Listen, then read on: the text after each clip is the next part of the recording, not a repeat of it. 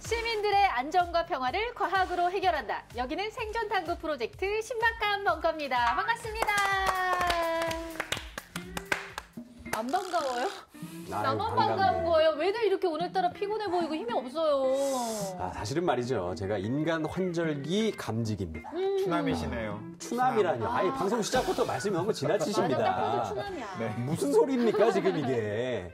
그런데 이제 계절이 바뀌었잖아요. 그러니까 계절 바뀌다 보니까 괜히 또 기운이 없고 또 몸도 좀 처지는 게 좀 현실인 것 같습니다. 가을 남자. 예. 아니, 사실 용주 씨뿐만 아니라 두 분도 오늘따라 좀 낯빛이 어두우세요. 저는 오늘 첫 차로 부산에서 올라와서 새벽 4시 반에 일어났어요. 근데 아직 아침에 마셔야 될 거 못 마셔서. 네. 아니 이러실 거면 그냥 쉬시지 그러셨어요.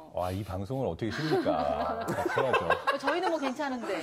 자꾸 보내려고 저는 그러네. 요즘에 돌봄 공백 때문에 어제는 회사를 쉬고 네. 하루 종일 육아를 했거든요. 네, 피곤합니다. 그러게요. 아니 근데 이럴 때일수록 일부러라도 더 활기차게 활동을 해야 됩니다. 여러분 우리 다 같이 하나 둘 셋 하면 합 하고 기합 한번 넣고 시작해 볼까요? 하나 둘 셋. 좋습니다. 자 그럼 달려보도록 할게요. 오늘의 주제 알려주세요.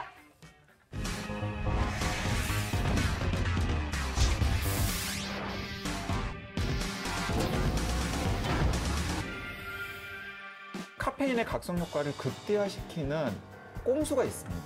꼼수요. 아침에 피곤할 때 커피 향 맡으면서 한 잔 마시면 바로 잠이 깨는 것 같잖아요. 네. 맞아요. 근데 실제로는 불가능해요. 커피 마시고 바로? 커피 마시고 바로. 바로? 우리가 뭐 차도 아니고 뭐 커피 냄새 마신다고 각성이 된다 이게 무슨 소리죠? 그런데 카페인이 들어있는 커피나 네. 카페인이 없는 디카페인 커피나 대장암을 줄이는 효과가 마시라는 거야 말라는 거야 맨날 난 너무 네. 헷갈려. 네. 어떤 커피인가요? 와 진날인데 잠깐만요. 바로 이게 하는 거 봐. 잠깐만요.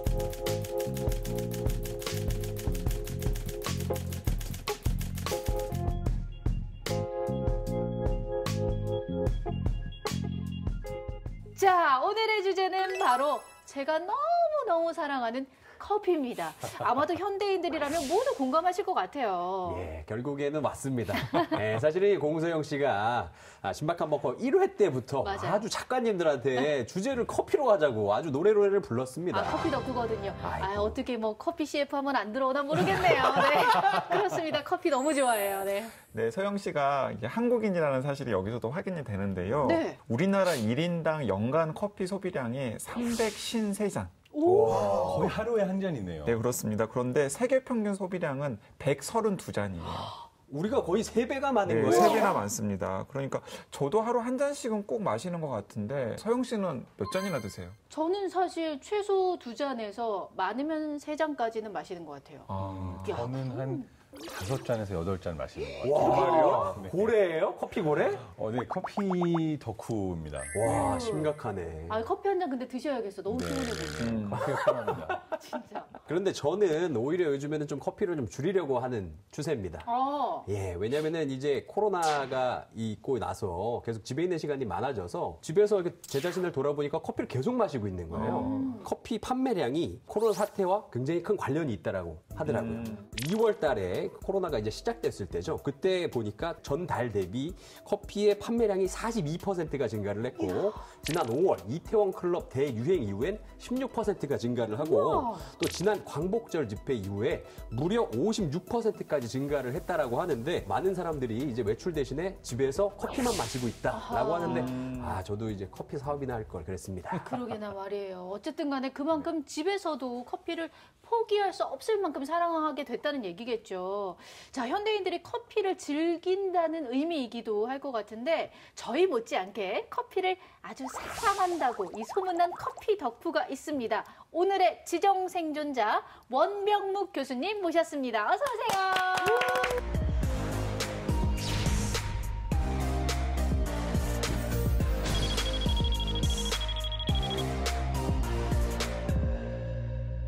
반갑습니다.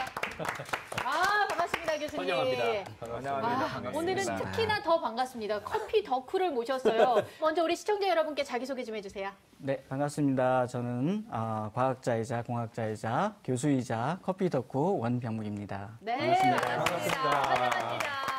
아니, 사실 그 소문난 커피 덕후라고 하셔가지고 저는 바리스타학과 교수님이 나오시지 않을까 했는데 신소재학과 교수님이시라고 하네요. 신소재학과랑 커피랑 근데 무슨 연관이 있다는 얘기예요? 연구하고 있는 분야가 이제 주로 부드러운 물질인데요. 이 커피가 주로 이제 물하고 커피의 그 나노 입자로 구성이 돼 있어요. 이 나노 잉크와 커피가 굉장히 닮아 있어요. 네, 커피는 굉장히 복잡한 물질로 구성이 돼 있대요. 그러니까 예를 들면 이제 그 아메리카노, 블랙 커피의 경우는 그 안에 화학 물질이 한 3,000가지가 넘는 그런 화학 물질이 담겨 있는 그런 물질이고, 이러한 물질은 이제 저희는 이제 복잡 유체. 예, 복잡 유체. 그 안에 이제 굉장히 많은 복잡한 물질들이 들어가 있다라고 해서 복잡 유체라고 부르고요. 이제 이러한 이제 물질을 저는 주로 연구를 하고 있습니다. 아니 그러면 교수님은 그 연구실에서 커피를 그러면 이제 현미경으로 이제 보고 계시는 거예요? 실제로 저희 연구실에서 커피를 직접 만들어서 그 커피에 대해서 이제 연구를 한 학생이 있어요. 실제로 저는 이제 그 커피만 이제 좋아하는 게 아니고 그 커피를 직접 연구를 하기도 했습니다. 마실 줄만 알았지 그걸 현미경을 갖고 들여다볼 생각을 하셨다니까. 상상도 못했어요. 야, 대단하시네. 근데 저도 궁금한 게 제가 사랑하고 우리 교수님이 사랑하는 이 커피를 인류는 언제부터 사랑하게 된 걸까요? 너무 궁금해요. 커피는 이제 6세기경 이디오피아에서 처음으로 발견됐다라고 알려져 있습니다. 이디오피아의 한 목동이 염소가 어떤 빨간 열매를 먹고 이렇게 아주 액티브하게 이제 날뛰는 모습을 본 거예요. 네. 진짜로요? 네. 그래서 이게 무슨 마법의 열매인가 뭐 그런 생각을 했겠죠. 그리고 이제 이것을 이슬람 사원의 수도승에게 알려줬다라고 하는 이야기가 있고요. 여기 커피 열매 좀 갖다 주셔야 될 것 같아요. 아직까지 이 세 분이 오늘따라 처져 있습니다. 좀 힘 좀 내세요, 좀. 제발 좀. 네. 자, 그러면 이 커피는 어떻게 이 에티오피아를 거쳐서 이 세계적인 글로벌 기호식품이 된 건가요? 네, 처음에 이제 에티오피아에서 커피가 발견된 다음에 사실 아라비아에 있는 모카항으로 알려진 그러니까 지금의 예멘에 위치한 곳에서만 커피를 구할 수 있었다고 해요. 모카. 그 이름이 그 예멘에 있었던 모카항에서 나왔고요. 모카. 그러던 거를 숨어 들어간 인도에서 온 순례자가 인도에서 온 순례자 바바부단이 커피씨 7개를 훔쳐내는데 성공을 하고요. 문익점이네요. 문익점의 그 맞아요. 모카씨랑 모카항. 모카가 아닌 모카항에서 죄송합니다. 네, 다시 돌아가서 그 모카항에서만 구할 수 있던 커피씨를 인도의 순례자가 훔쳐가면서 이 커피 재배를 인도에서도 시작하고 다른 여러 나라로 퍼져나가면서 다양한 종류의 커피 재배가 시작되었다고 합니다. 그런데 이 커피 도둑이 인도에만 있었던 건 아니었던 것 같아요. 네덜란드에서도 문익점이 있었는데요.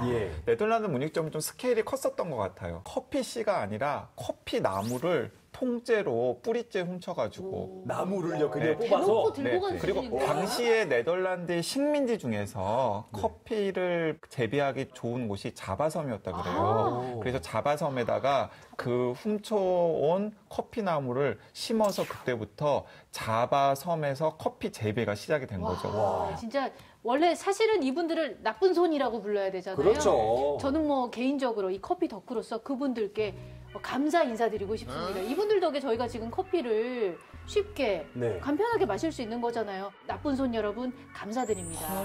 지금 솔직히 따지고 보면 특산품 도둑들이잖아요. 그렇긴 한데 그분들 아니었으면 우리가 커피를 이렇게 손쉽게 마실 수 있었을까요? 없었겠죠. 그렇죠. 이래도 되나 모르겠네요. 자꾸 범죄자들한테 고맙다고 하고 있어요. 고맙습니다. 우리 피곤한 벙커팀을 위해서 공서영이 쏜다 커피를 제가 준비를 했는데요. 우리가 또 그냥 마시면 재미가 없잖아요. 우리끼리 해보는 커피 블라인드 테스트를 준비를 해봤습니다. 준비된 커피를 한 잔씩 마시고 가장 맛있는 커피를 말씀해 주시면 되는데 벙커팀은 과연 어떤 커피를 선호할지 우리끼리 한번 추려보도록 하겠습니다. 자, 커피 준비해 주세요. 자, 앞에 있는 커피를 한 잔씩 이렇게 한 모금씩 드셔보시고 제일 맛있는 커피를 알려주시면 됩니다.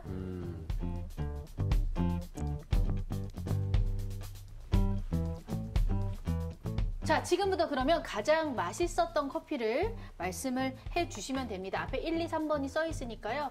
자, 먼저 우리 박사님. 네, 1번이 제일 맛있었고요. 1번이 제일 맛있었고, 용주 씨. 3번을 고르겠습니다. 그 중에서 3번. 네. 제일 커피 같은 건 1번인 것 같아요. 1번하고 3번을 좀 섞으면 좋을 것 같아요.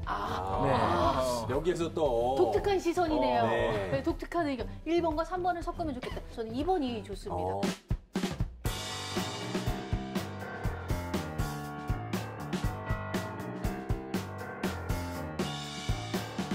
일단 1번이 가장 좋았다는 의견이 많았습니다. 자, 1번은 어떤 커피인가요? 와, 진짜요? 이거 완전 대박이다.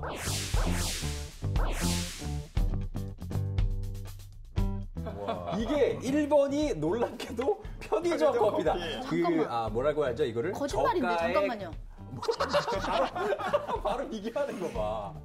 잠깐만요. 3번 커피 맛 안 나는데. 그렇지 않아요? 2번 브랜드 커피도 자주 마시거든요. 근데 와, 이 브랜드 커피가 이번에 있는지 몰랐고 가장 놀라운 건 1번 커피가 어쨌든 시중가로 가장 저렴한 커피 맞죠?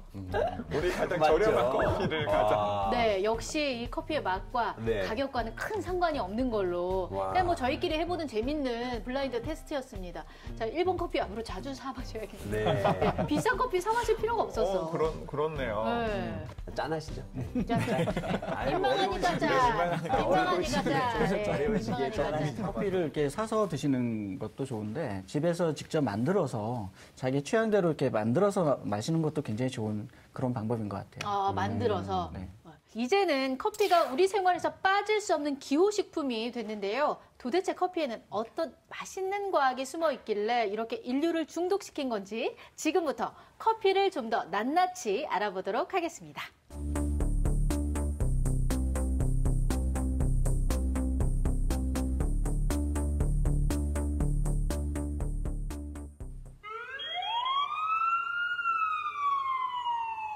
외부에서 메시지가 도착했습니다. 이번 키워드는 각성입니다. 자, 메시지가 도착을 했습니다. 이번 키워드는 각성입니다.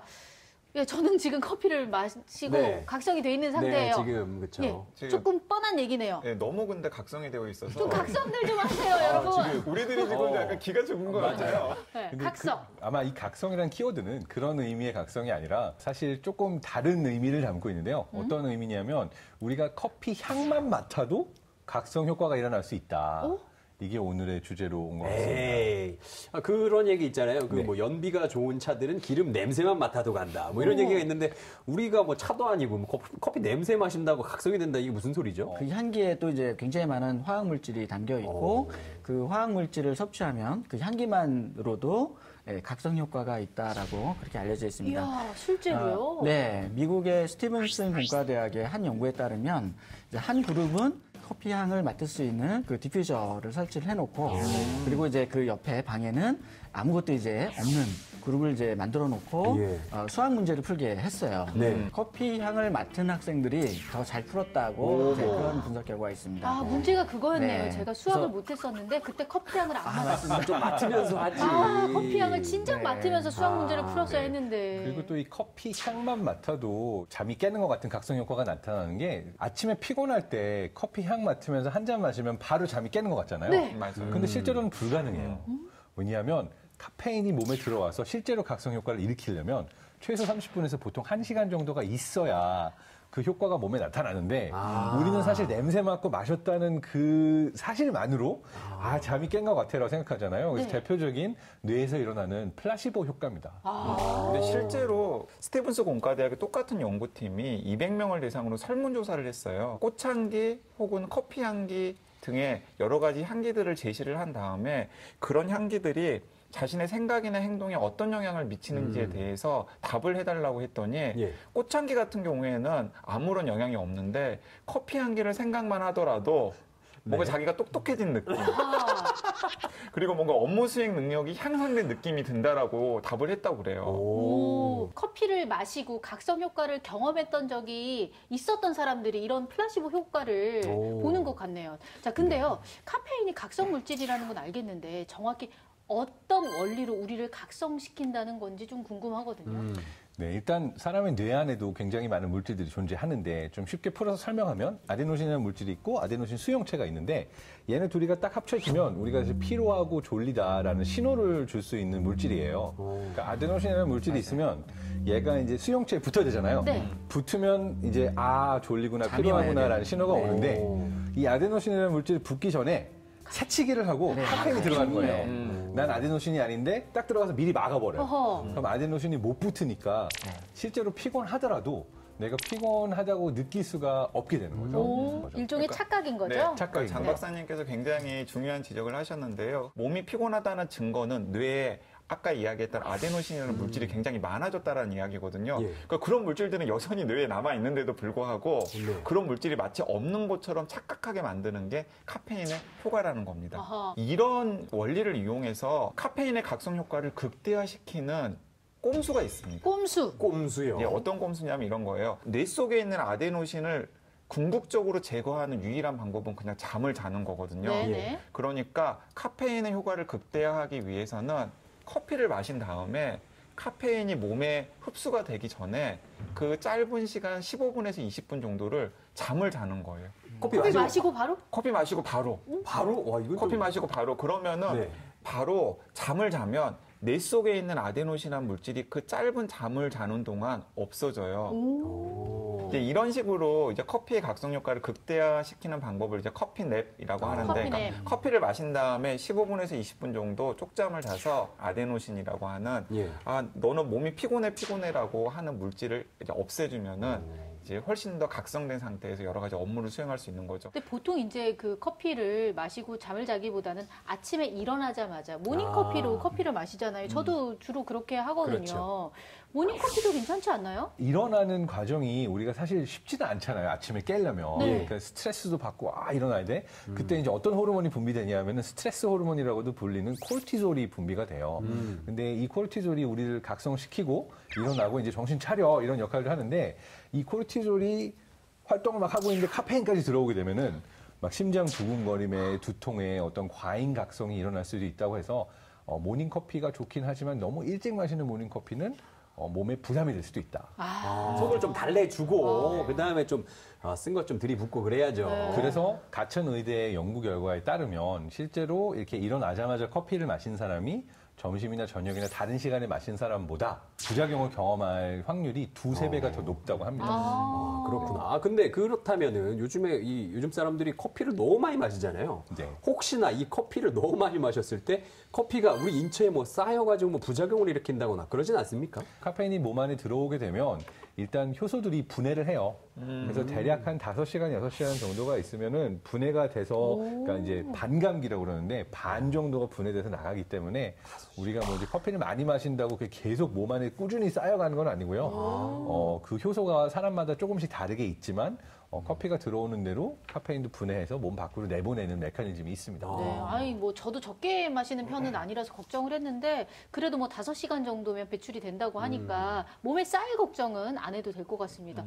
진짜 요즘에 안 그래도 사실은 걱정이 많았거든요. 저도 커피를 너무 사랑하다 보니까. 그렇죠. 누나처럼 커피 많이 마시는 사람들은 사실은 인간 커피 보온병이라고 볼 수도 있겠네요. 커피를 계속 마시고 배출을 하고 마시고 배출을 하고 인간 텀블러예요. 네, 인간 텀블러라고 볼 수 있겠네요. 그런데 역사 속에 보면 커피에 중독된 사람이 굉장히 많았더라고요. 우리가 알고 있는 그 프랑스의 사상가 루소 같은 경우에는 죽음을 앞두고 죽기 전에 마지막으로 이런 유언을 했다고 합니다.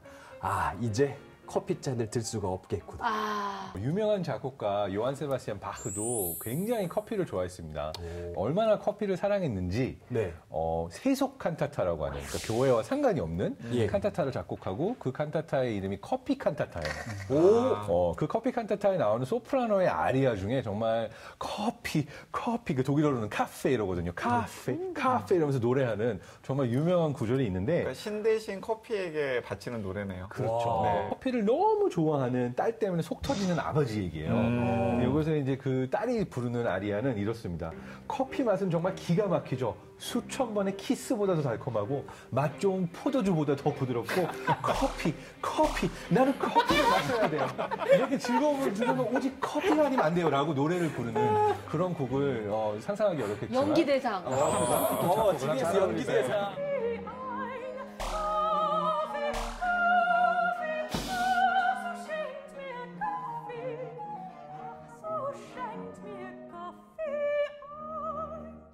뭐 저도 커피 애호가긴 하지만 커피도 많이 마시면 안 좋긴 안 좋잖아요. 네, 그렇습니다. 이제 커피를 많이 마시면 이 페리틴이라고 하는 농도가 혈중에서 감소한다 그래요. 근데 이 페리틴이라고 하는 효소가 어떤 역할을 하냐면은 몸에 철분을 저장하는 역할을 한다 그래요. 근데 이제 보통 철분이 결핍하면 빈혈로 연결이 되잖아요. 그러니까 커피를 많이 마시려면 철분도 섭취를 많이 해야 되기 때문에 고기를 많이 먹으면 되겠네요. 고기랑 커피랑 같이 마시면 되겠다. 제가 제일 좋아하는 두 가지거든요.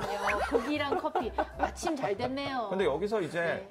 그 한 가지 사실을 제가 또 언급을 해드리면 약간 신기한 대목이 있는데 연구팀이 이제 커피랑 그리고 똑같은 카페인이 들어있는 녹차를 가지고 실험을 해봤는데 커피를 마시면 혈중의 페리틴 농도가 줄어드는데 녹차를 마시면 페리틴 농도가 줄어들지 않는 거예요. 녹차에도 카페인 많잖아요. 네, 그렇습니다. 그러니까 이것은 무엇이냐면은 카페인이 문제가 아닌 거예요. 아까 원병묵 교수님께서 커피 안에는 3,000가지의 물질이 들어있다고 말씀을 하셨잖아요. 그러니까 카페인 성분 외에 다른 물질이 이 철분을 저장하는 효소를 이렇게 줄여주는 역할을 하는 거죠. 그리고 빈혈뿐만 아니라 카페인 섭취를 과다하게 되면 편두통도 유발할 수 있다는 그런 연구 결과가 있습니다. 미국의 브리검 여성병원 수면장애학과의 연구 결과에 따르면 한 100여 명 정도 되는 성인 환자를 대상으로 연구를 했더니 그중에 3분의 2는 커피 등 카페인이 든 음료를 한두 잔 정도 마셨고 그다음에 12%는 하루에 3잔 이상 마셨는데요. 예. 저 같은 분들이네요. 근데 이제 연구 결과 하루 3잔 이상 마셨던 분들 중에는 편두통이나 두통이 생길 확률이 훨씬 높았다고 합니다. 빈혈에다가 두통까지. 역시 오늘도 저희는 이 얘기를 안 할 수가 없습니다. 과유불급, 커피도 적당한 것이 중요할 것 같네요. 그런데 가끔은 이 과한 커피가 오히려 건강에 좋은 영향을 줄 수도 있다. 이런 얘기를 들었습니다. 아니, 마시라는 거야, 말라는 거야. 맨날 난 너무 헷갈려. 그러니까 커피가 사실은 이제 그 방금 서영 씨가 얘기한 딱 그런 음료예요. 너무 많이 마셔도 좋지 않고 그렇다고 해서 너무 안 마셔도 그 커피의 효용을 무시할 수 없을 정도의 긍정적인 점도 있는데요. 이걸 제가 먼저 질문 하나 드려볼게요. 네네네. 전 세계 사망원인 1위가 무엇인가요? 혹시 아시는 분 있으세요? 심장병. 맞습니다. 심혈관 질환으로 돌아가시는 분이 전 세계에 가장 많거든요. 우리나라 같은 경우에도 사망원인 2위가 심혈관 질환이에요. 그런데 여러 과학자들이 공통적으로 거의 합의를 이뤘는데요. 심혈관 질환을 예방하는데 하루에 2잔이나 석 잔 정도의 커피를 마시는 게 좋습니다. 단순히 심혈관 질환만이 아니라 대장암 예방에도 좋은 효과가 있다고 합니다. 그래서 미국 보스턴에 있는 하버드 의대 다나파버 암 연구소 연구 결과에 따르면 심지어 1,000명이 넘는 환자를 13년 동안 추적 조사를 했어요. 그랬더니 하루에 커피를 4잔 이상 마시는 사람의 경우에는 대장암에 걸렸어도 생존 확률이 36% 이상 높았다고 합니다. 와, 엄청나네요. 그러니까 이제 상당히 인상적인 연구죠. 근데 이 연구에 숨어있는 비밀이 하나 더 있어요. 뭐죠?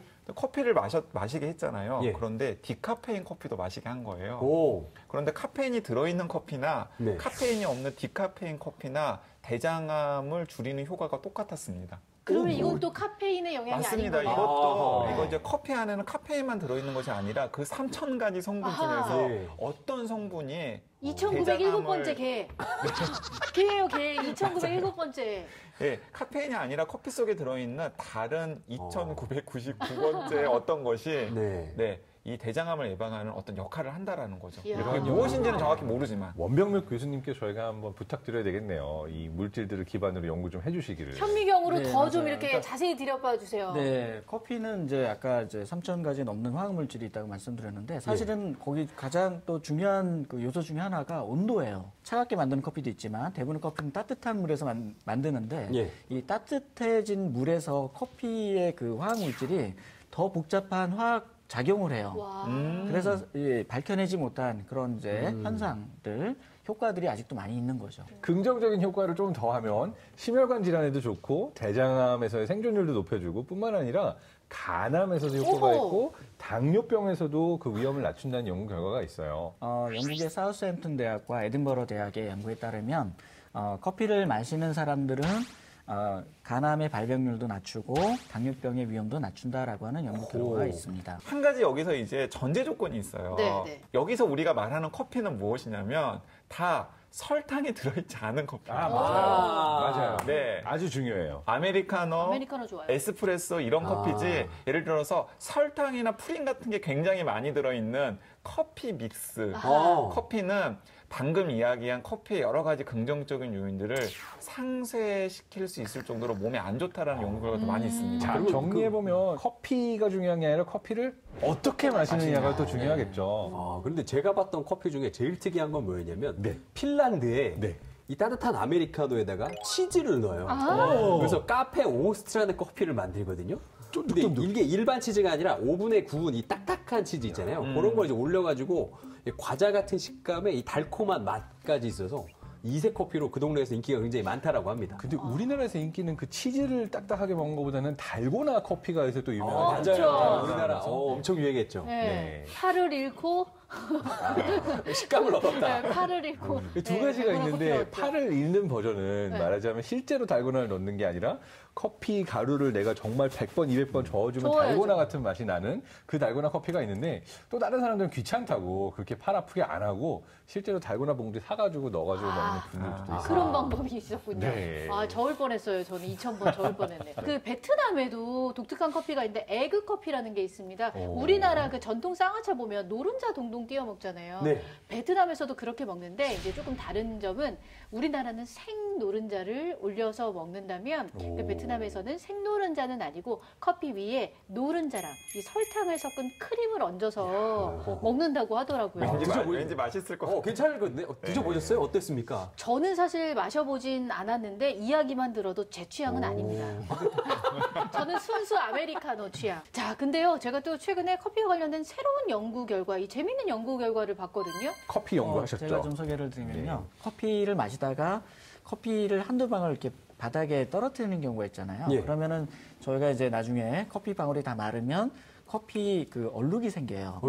네. 그 얼룩을 이제 자세히 보시면은 커피 그 얼룩이 이렇게 그 가장자리가 뚜렷한 모양을 갖고 있어요. 그게 이제 왜 그러냐면 그 커피 방울이 그 마르면서 증발하면서 커피 입자가 그 가장자리에 쌓이기 때문에 그런 이제 모양이 만들어지는 거거든요. 약간 링 모양으로. 예, 맞습니다. 예, 그래서 이제 동그란 모양이다. 그래서 커피 링 효과 또는 커피 얼룩 효과라고 알려져 있는 그런 물리적인 현상인데요. 예. 이 현상이 이제 그 1997년 시카고 대학 물리학과 팀이 이 원리를 처음 이제 밝혀냈고 이제 지금 이제 많은 사람들이 이 현상을 연구하고 있는데요. 그 전자기기, 그러니까 예를 들면 그 디스플레이 소자 같은 경우에는 지금 이제 대부분을 진공에서 만드는 그런 기술들을 가지고 있는데 굉장히 비싸요. 그래서 좀 값싼 그런 방법. 그래서 잉크젯 프린팅 기술이 이제 개발되고 있는데 이 똑같이 커피 얼룩 효과가 나타나는 거예요. 그러면 이제 커피 얼룩 효과가 결과적으로는 균일한 코팅이 되지 않게 하는 자연 현상이 되는 거죠.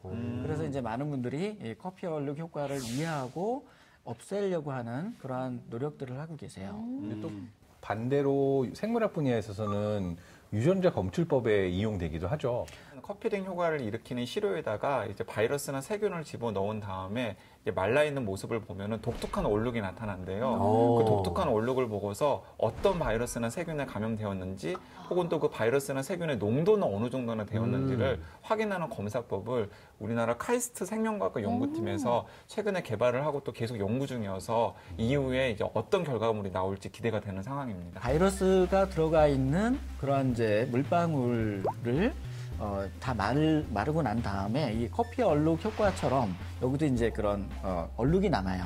이 얼룩을 가지고 바이러스에 이제 감염이 됐는지 안 됐는지를 판별하는 그러한 검출법을 개발을 했다라고. 그러니까 진짜 예전 고대 이집트, 고대 그리스에서는 커피 마시고 나서 남는 얼룩을 딱 보면서 커피점이라는 걸 커피점. 봤거든요. 너의 운명을 봐줄게 이러면서 이제 그리스 커피나 터키 커피 마시고 그 어떤 얼룩이 남느냐를 가지고 이제 정말 미신적으로 사람들이 점을 치기까지 했는데 이제는 이 커피 얼룩을 가지고 미신의 영역을 벗어나서 과학적으로 정말 병원균 검출할 수 있는 기술까지 개발이 됐으니 정말 대단합니다. 이 개발법이 상용화된다면은 그 의료시설 접근이 어려운 현장이나 가정에서도 유용하게 사용될 수 있을 것 같습니다. 좋은 성과가 있기를 기대해 보겠습니다. 자, 다음 키워드로 넘어가 볼까요? 외부에서 메시지가 도착했습니다. 이번 키워드는 캡슐입니다. 자, 메시지가 도착했습니다. 이번 키워드는 캡슐. 이건 뭐 제가 정확히 알겠습니다. 예. 저도 집에서 캡슐 커피를 즐겨 마시거든요. 어쩜 그렇게 카페에서 마시는 것처럼 풍미가 깊은지 그렇죠. 아주 좋아합니다. 굉장히 간단하게 그냥 캡슐 넣고 이렇게 하면은 커피가 완성이 되는데 네. 캡슐 커피가 이 코로나 시대 이후로 2020년 상반기에만 캡슐 커피 매출이 49.6%나 증가했다. 대박 났네요. 그 캡슐 커피 관련해서는 굉장히 흥미로운 일화가 뒤에 숨어 있는데요. 이제 개발자는 스위스의 식품 기업에 근무하던 에릭 파브르가 개발을 했는데요. 사실 이거 어떻게 개발을 했냐면 예. 아내를 위해서 개발을 한 거예요. 그러니까 1970년대에는 인스턴트 커피가 굉장히 유행하던 때였다 그래요. 그런데 이 에릭 파브르에게 아내가 틈만 나면은 인스턴트 커피 너무 맛이 없어.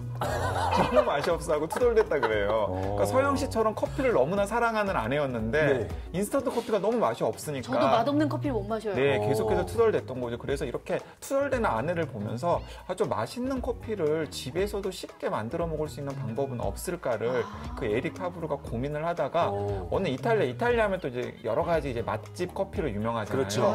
그래서 이탈리아에서 한 바리스타가 커피를 내리는 모습을 보면서 이 캡슐 커피의 원리를 떠올렸다고 합니다. 아니, 파브르가 곤충기만 썼는 줄 알았더니 아니, 그것도 아니고. 아니겠죠. 알죠. 농담입니다. 아이고. 어쨌든 예, 파브르 이렇게 기억하면 좋을 것 같아요. 네, 그래서 이제 가장 유명한 캡슐 커피 브랜드가 이제 네땡 프레스예요. 이제 그게 이제 여기서 시작이 되었다 그래요. 사실 저는 이 굉장히 평소에도 캡슐 커피를 즐겨 마시는데 이 캡슐 커피의 시작이 아내를 향한 사랑에서부터 시작됐다고 하니까 뭔가 더 로맨틱하고 결혼한 사람 입장에서는 한 가지만 기억하면 됩니다. 해피 와이프, 해피 라이프. 그렇기 맞아. 때문에 좋은 일 한 거예요. 야, 캡슐 커피 이후에 또 다른 커피를 우리 장 박사님이 또 개발하시지 않을까. 개발하시겠네요. 자, 근데 또 궁금한 게 그 맛있는 캡슐 커피. 도대체 어떤 원리로 그렇게 카페만큼 맛있는 걸까요? 네, 사실 이 캡슐 커피 원리를 설명하기 전에 커피 추출의 원리를 좀 설명해야 될 것 같은데요. 네. 캡슐 커피는 사실 이태리인들이 마시던 그런 커피 추출 방식의 원리를 캡슐에 담은 거거든요. 그래서 가장 많이 마시던 방식은 카페 같은 데 보면은 탁탁탁 턴 다음에 커피 가루 내려가지고 이렇게 뭘 누르잖아요. 요걸 이제 템핑이라고 그래요. 네. 이제 약간의 압력을 가해가지고 커피 가루가 뭉치게 하면 나중에 물이나 수증기가 지나갈 때 적당한 저항을 뚫고 지나가면서 카페인이 추출이 되는 건데, 요 방식이 이제 역사적으로 가장 많이 유럽인들이 이용하던 건 그 근대 시대부터 모카포트예요. 조그만 은색의 조그만 포트를 물 위에 끓이면 이건 이제 끓는 물의 증기가 커피 가루를 지나가면서 이제 커피 추출이 되는 거고, 그거 말고 이제 프랑스인들은 좀 더 간단하게 먹을 수 있지 않을까라고 해서 프렌치 프레스라고 해가지고 끓는 물을 그냥 붓고 커피 가루도 붓고 이걸 이제 손에 압력으로 이렇게 눌러주면서 이제 그 압력으로 눌리면서 커피가 추출이 되는 방식이 또 있고, 뭐 가장 간단한 건 또 중력을 이용하고 필터를 이용해가지고 드립 커피 이런 것도 추출하는 거고. 그래서 물과 커피 사이의 상호작용이 온도가 들어가고 커피에 수많은 화학물질이 들어가고 물이 어떤 과정으로 커피의 그 알갱이들을 통과하느냐 이거를 이제 어떻게 이해하고 조절하느냐가 중요하기 때문에 커피는 우주입니다. 그걸 적당히 계산해서 만들어낸 게 그 캡슐인 거잖아요. 네, 맞습니다. 그래서 캡슐 커피는 아마 입자가 조금 더 작게 해가지고 정말 작은 캡슐 안에 많이 압축을 시켜서 모카포트나 다른 그 커피 머신에서 나오는 맛을 이 조그만 캡슐에 담을 수 있도록 효율화시킨.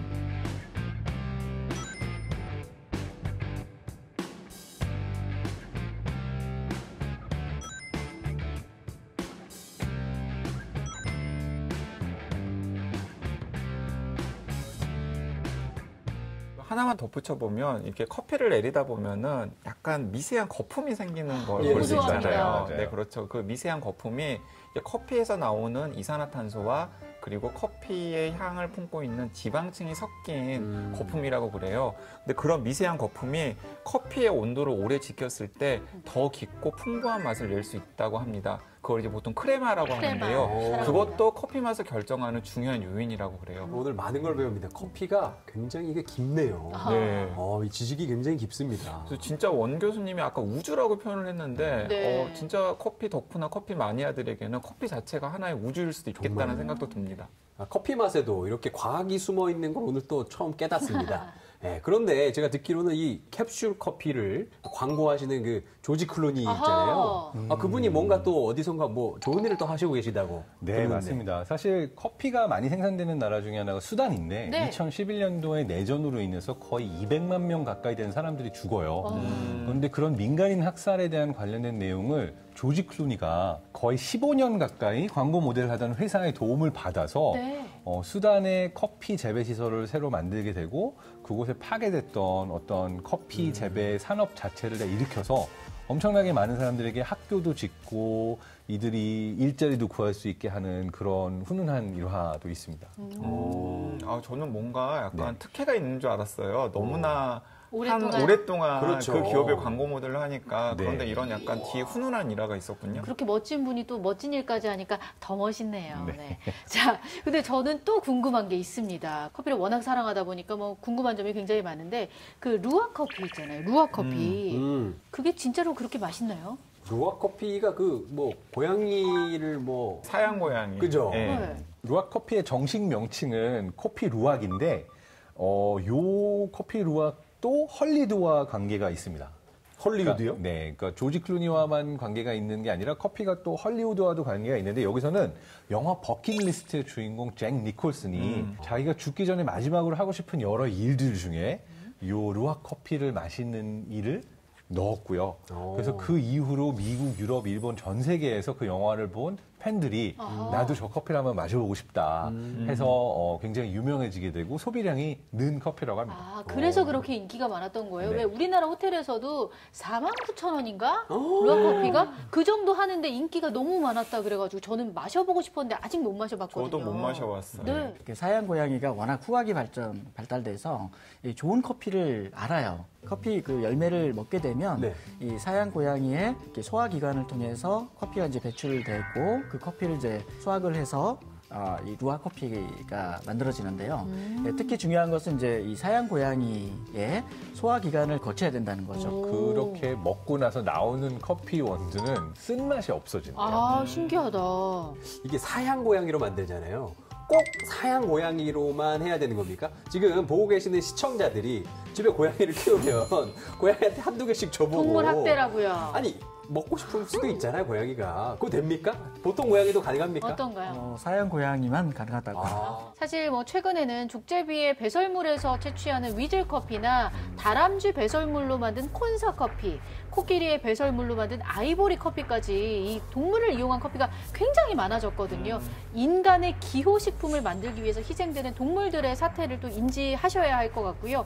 이런 방식의 커피는 최대한 지양하는 노력이 필요할 것으로 보입니다. 자, 그럼 이쯤에서 저희가 준비해온 신박한 생존 키트도 열어보러 갈게요.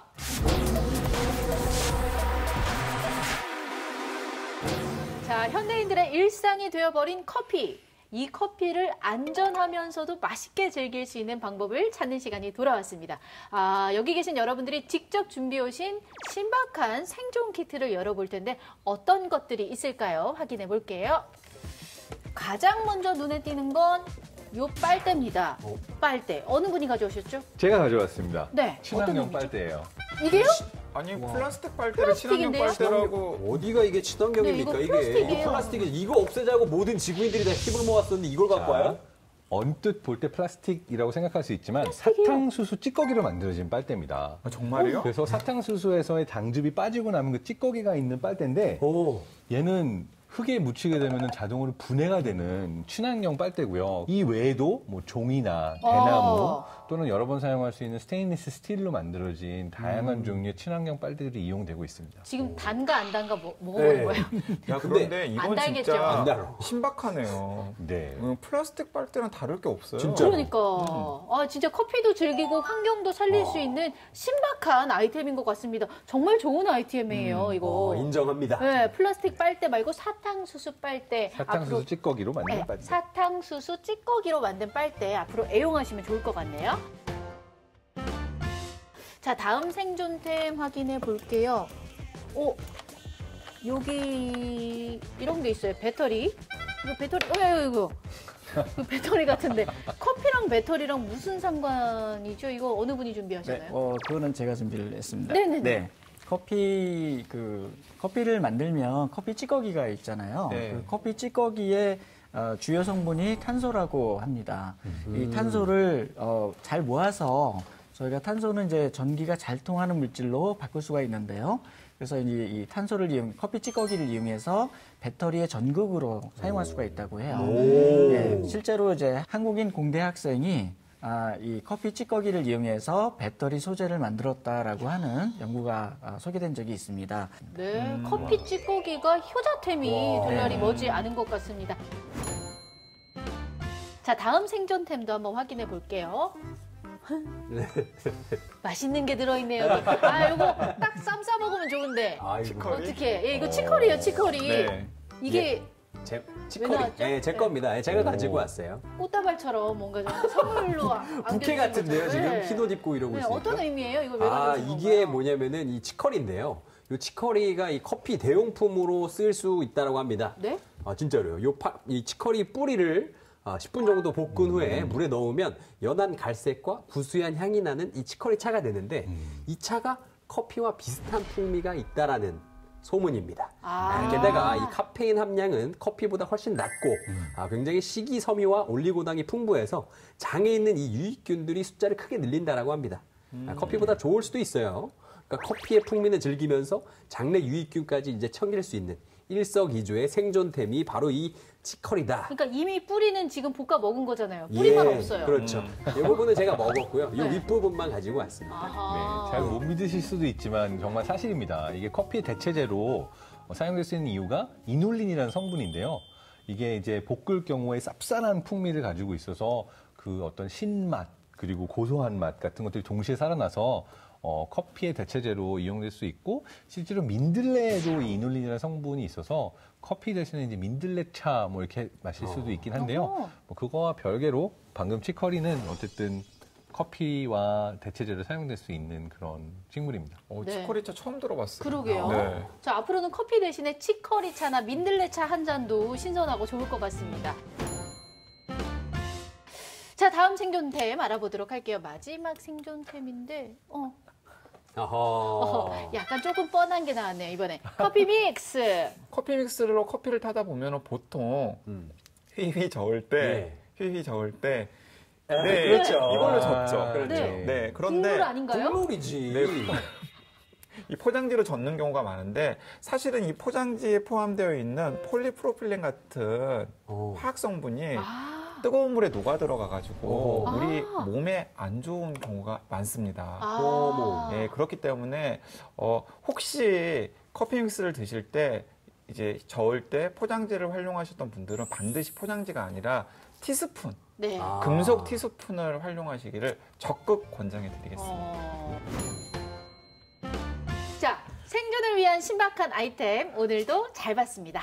네, 오늘은 정말 전 세계인이 살아가는 커피에 관해서 이야기를 나눠봤는데요. 현대인의 생명수라고 해도 과장이 아닐 겁니다. 오늘 커피에 대한 새로운 사실을 많이 알아가는 것 같아서 뿌듯하고 흐뭇하고 즐거운 하루였던 것 같습니다. 자, 우리 원 교수님 오늘 함께 하셨는데 어떠셨어요? 오늘 굉장히 즐거웠고요. 저도 이제 새롭게 안 사실도 좀 있고 커피는 참 알면 알수록 참 더 알고 싶은 그러한 소재다라는 생각이 듭니다. 커피 덕후다운 말씀이시네요. 네. 커피는 우주다. 또 깨알처럼 또 소재라는 또 신소재학과 교수님 아니시랄까 봐서. 예, 우리가 이렇게 애정하는 커피를 더 오래, 더 깊이 즐기기 위해서는 이 적당량을 지키는 것 우리 잊지 말았으면 좋겠습니다. 네, 시민들의 안전을 구하는 생존 탐구 프로젝트 신박한 벙커. 저희는 다음 주에 다시 찾아뵙겠습니다. 고맙습니다. 안녕.